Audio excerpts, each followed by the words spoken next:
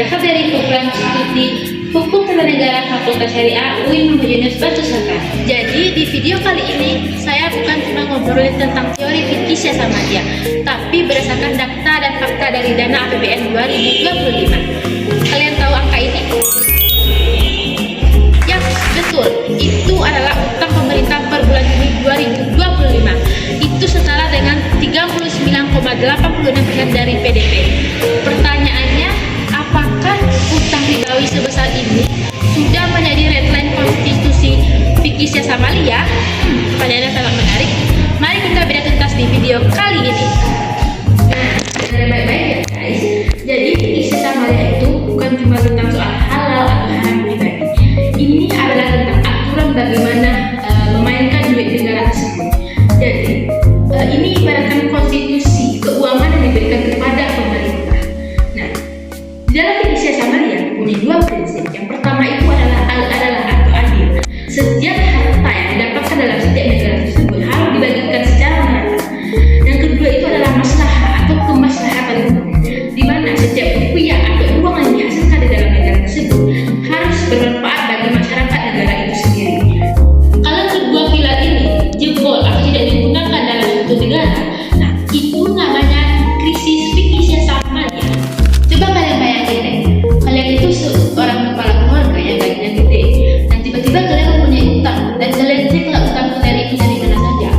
Dari data Kementerian Keuangan Negara, utang atau pinjaman utang kita itu terdiri dari pinjaman sebesar 1.157 triliun, dan surat berharga negara atau SBN kita terdiri dari 7.980 triliun. Itu menandakan atau mayoritas utang kita itu berasal dari SBN, yang menandakan itu adalah bunga. Jadi analogi sederhananya, kalian membayar bunganya dulu sebelum kalian membeli barang suatu karena kalian. Kalau utang atau penghasilan kalian itu habis di awal bulan untuk membayar bunga, apakah kebutuhan atau kemanfaatan keluarga kalian terpenuhi? Kalau menurut aku sih enggak ya. Nah, negara kita bilang bahwa pengelolaan utang kita itu atau keuangan kita itu terukur dan secara berhati-hati. Tapi kalau mayoritas utang kita itu berasal dari instrumen ribawi atau alat sebagai riba, itu di dalam fikih syariah dinamakan dengan tidak kehati-hatian. Nah, sekarang kita masuk ke dalam zona yang lebih berbahaya nih, yaitu tentang riba. Porsi utang kita itu kan bersumber dari SBN, itu senilai dari 7.980 triliun. Dari instrumen SBN ini, itu kan akan mendapatkan bunga. Nah, bunga ini identik di dalam fikih dinamakan dengan riba. Dilihat dari daftar pinjaman atau pinjaman kita itu, datanya itu, pinjaman luar negeri kita itu sebesar 1.108 triliun, dan pinjaman dalam negeri kita sebesar 49,01 triliun. Ini menandakan bahwa instrumen ribawi atau SBN kita itu berjalan sangat kencang dan cepat banget nih.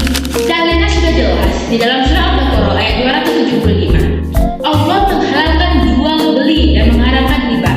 Nah, kebijakan fiskal kita yang dasarnya riba itu menandakan bahwa kebijakan yang cacat moral dan cacat hukum.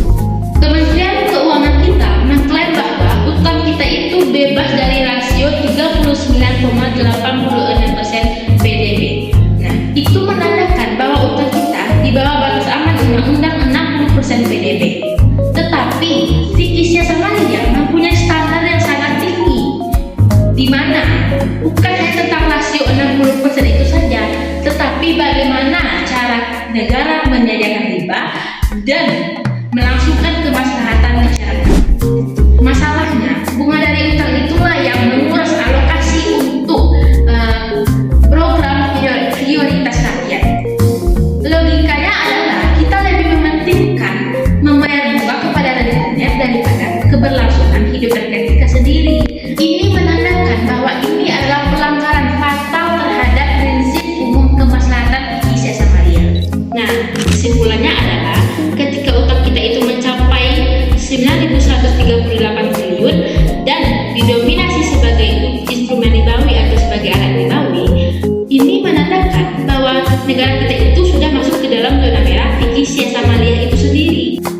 Negara kita itu tidak dilarang untuk utang piutang atau dalam bahasa fikihnya itu bukan, tetapi